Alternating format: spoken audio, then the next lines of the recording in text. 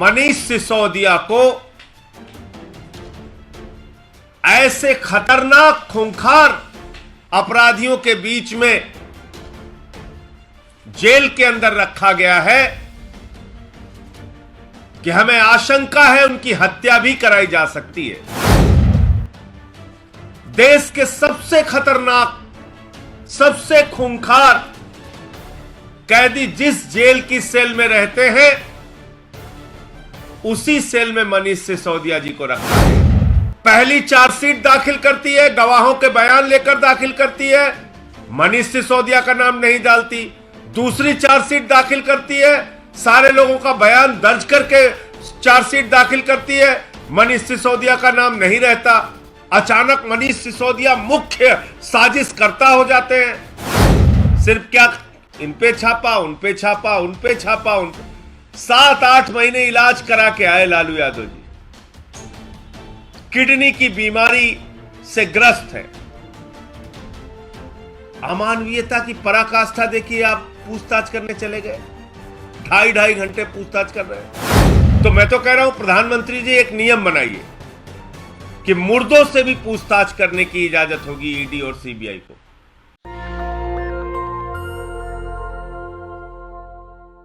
होली पर अक्सर एक गाना चलता है कि होली के दिन दिल खिल जाते हैं, रंगों में रंग मिल जाते हैं और गिले शिकवे भूलकर दोस्तों दुश्मन भी गले मिल जाते हैं। यानी ये त्योहार दुश्मनों को भी गले लगाने का त्योहार है। लेकिन आज जब मैं आपसे बातचीत कर रहा हूं तो यह बताना चाहता हूं कि होली के त्योहार पर प्रधानमंत्री नरेंद्र मोदी जी और भारतीय जनता पार्टी की दुश्मनी इस कदर पहुंच गई है कि वो दिल्ली के मुख्यमंत्री अरविंद केजरीवाल जी के सबसे करीबी मित्र, यहां के शिक्षा के मॉडल को देने वाले, यहां के लाखों बच्चों का भविष्य बनाने वाले मनीष सिसोदिया को ऐसे खतरनाक खूंखार अपराधियों के बीच में जेल के अंदर रखा गया है कि हमें आशंका है उनकी हत्या भी कराई जा सकती है। देश के सबसे खतरनाक, सबसे खूंखार कैदी जिस जेल की सेल में रहते हैं, उसी सेल में मनीष सिसोदिया जी को रखा गया है। मोदी जी, मनीष सिसोदिया से इतनी दुश्मनी किस बात की है? क्यों इतनी नफरत आप निकाल रहे हैं? न्यायालय का जब आदेश है कि विपश्यना सेल में उनको रखा जाए, तो आप उसका भी सम्मान करने के लिए तैयार नहीं?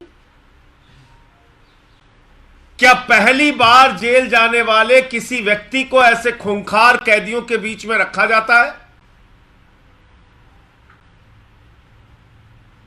उनका अपराध क्या है कि उन्होंने दिल्ली के लाखों बच्चों को अच्छी शिक्षा दी? आज इसकी सजा दे रहे हैं आप उनको। और आम आदमी पार्टी से इतनी दुश्मनी,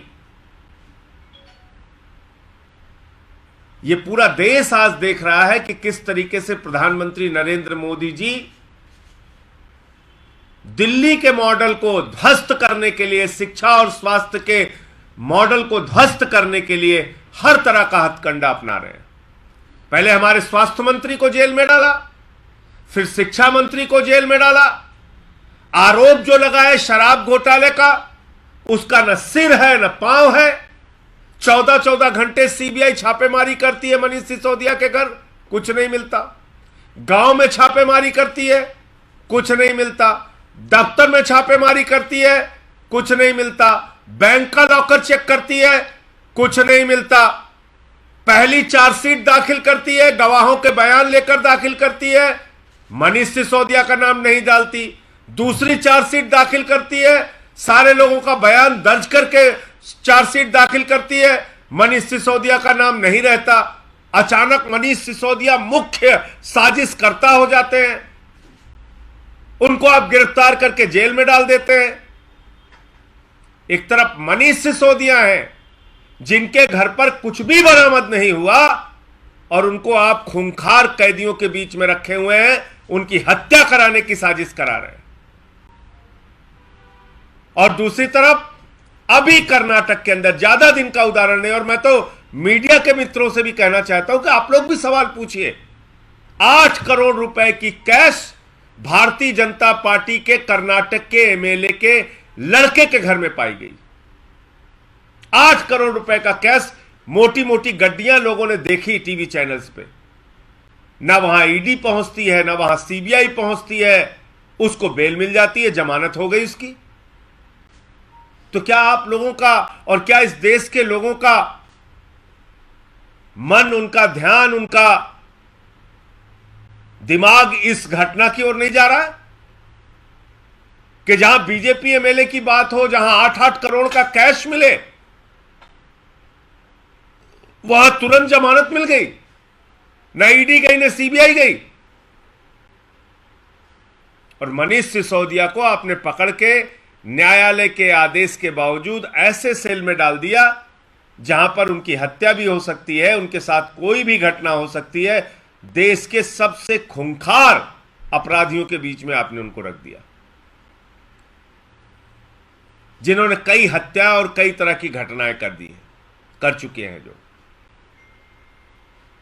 तो मैं तो ये कहना चाहता हूं प्रधानमंत्री जी से कि प्रधानमंत्री जी, अगर आप और आपकी पार्टी इतने ज्यादा नफरतों से भरे हैं कि दिन रात ईडी और सीबीआई का आप इस्तेमाल कर रहे हैं, सुबह उठो तब कोई एक खबर आ जाती है, यहां छापा वहां छापा, रात में सोने जाओ तब तक कोई दूसरी खबर आ जाती है, यहां छापा वहां छापा, सुबह उठो फिर ये न शिक्षा पे, न स्वास्थ्य पे, न बिजली पे, न पानी पे, न देश की उन्नति पे, न तरक्की पे, न विकास पे, कोई बात नहीं।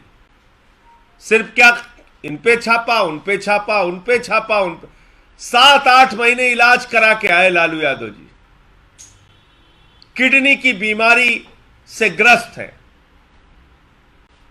अमानवीयता की पराकाष्ठा देखिए, आप पूछताछ करने चले गए, 2.5 घंटे पूछताछ कर रहे हैं।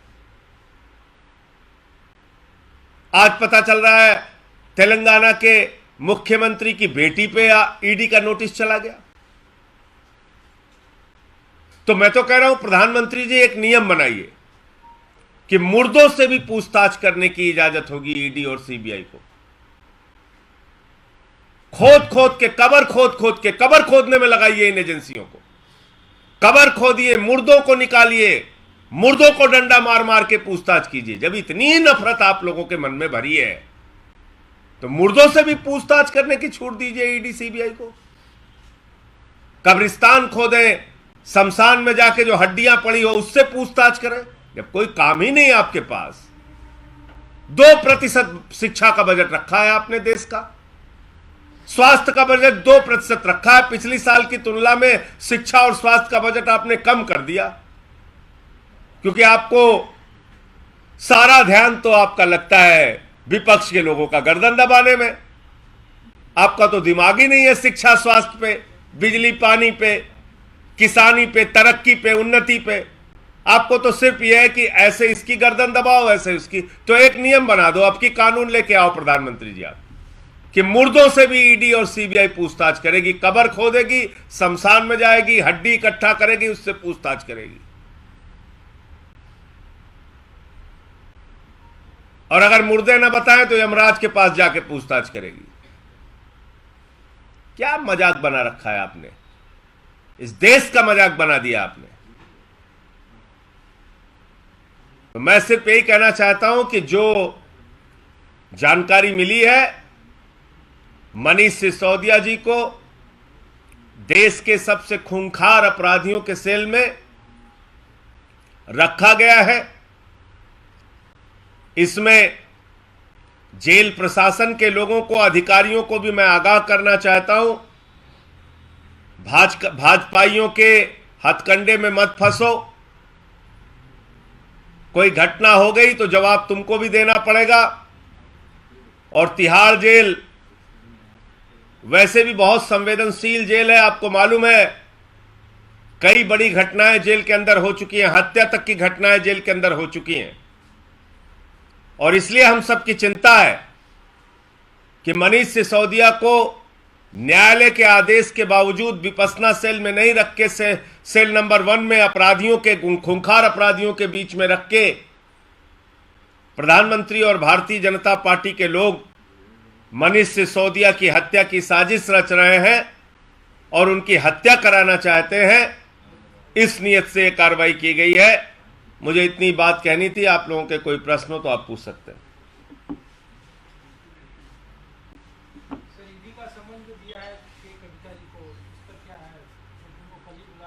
मैं तो आपसे कह रहा हूं कि भाई इस बार अभी 13 तारीख से सत्र आ रहा है, उसमें एक कानून लाना चाहिए कि ईडी और सीबीआई को कब्रिस्तान और शमशान में भी पूछताछ करने की छूट दी जाए।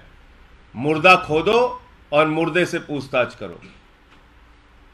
जो सरकार देश के शिक्षा और स्वास्थ्य का बजट कम करती है, देश के सेना को कमजोर करने के लिए अग्निवीर लाती है, नौजवानों की जिंदगी के साथ खिलवाड़ करती है, उस सरकार को सिर्फ दिन रात एक ही चिंता है, इसको पकड़ो, उसको पकड़ो, उसको नोटिस, इसको नोटिस।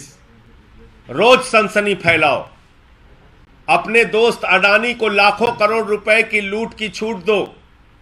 हिंदुस्तान का कोयला लूट लो, गैस लूट लो, बिजली लूट लो, पानी लूट लो, एयरपोर्ट लूट लो, सी पोर्ट लूट लो, सब कुछ लूट लो।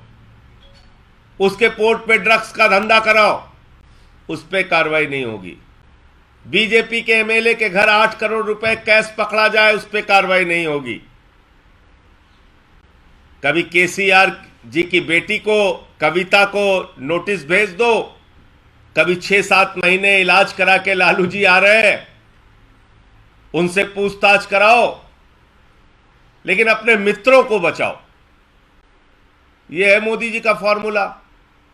आप बताइए, मरणासन्न अवस्था में जो लोग हैं उन पे सीबीआई ईडी कार्रवाई कर रही है।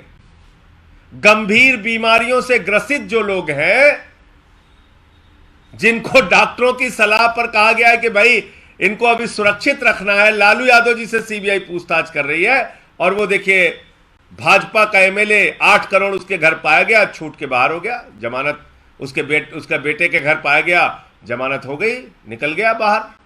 ना ईडी गई, ना सीबीआई गई। तो अगला कानून प्रधानमंत्री जी को इसी सत्र में लाना चाहिए। ईडी और सीबीआई को मुर्दों से पूछताछ की छूट दी जाए। जो लोग कब्रिस्तान में दफना दिए गए हैं या शमशान में जला दिए गए हैं, उनकी हड्डियां लेकर दिन भर रात भर पूछताछ करें, और अगर वो लोग भी जवाब ना दे तो यमराज से पूछताछ करने की छूट दी जाए। जब ऐसे पागलपन की सरकार चल रही है, जिसका दिमाग ही फिर गया है, दिमागी संतुलन ही जिस सरकार का काम नहीं कर रहा है, बिगड़ चुका है, इन लोगों के बारे में क्या कहा जाए। इनको तो इलाज की जरूरत है। किसी पागल खाने में जाके इस सरकार के लोगों को, इनके अधिकारियों को अपना मानसिक इलाज कराना चाहिए, और फिर शिक्षा, स्वास्थ्य, बिजली, पानी, देश की तरक्की के बारे में कुछ सोचे, कुछ विचार करे, कुछ काम करे। मैंने बताया तो शिक्षा स्वास्थ्य का बजट इस सरकार ने कम किया है। अग्निवीर ला के नौजवानों की जिंदगी बर्बाद की, सेना को कमजोर किया है, किसानों को उनके फसल का दाम देते नहीं, महंगाई चरम पर बढ़ाते हैं। काम कुछ देश के लिए करना नहीं है, देश को खाली अपने एक मित्र से लुटवाना है। एलआईसी लूट लो, बैंक लूट लो, कोयला लूट लो, गैस लूट लो, एयरपोर्ट लूट लो, सी पोर्ट लूट लो, ड्रग्स का धंधा करो, देश बर्बाद करो। लेकिन मनीष सिसोदिया जो शिक्षा के लिए काम करेंगे, उनको पकड़ के जेल में डालो। सत्येंद्र जैन जो स्वास्थ्य के लिए काम करेंगे, उनको पकड़ के जेल में डालो। आम आदमी पार्टी वालों को बदनाम करो, उनकी हत्या तक करवा दो, चलेगा, ठीक है।